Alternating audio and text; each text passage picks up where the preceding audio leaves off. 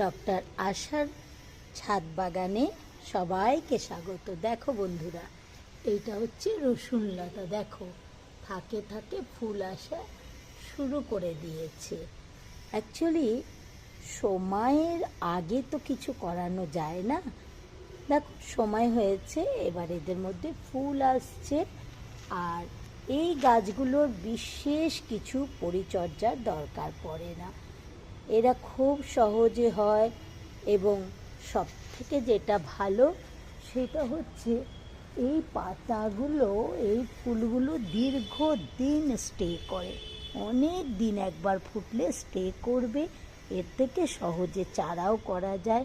এগুলো খুব রেয়ার গাছ, সহজে আমরা তো পাই না, তার জন্য চারা করার আপ্রাণ চেষ্টা করি আমি, যাতে সবার বাগানে এইরকম একটা রসুন লতা থাকতে পারে। সাবস্ক্রাইব করে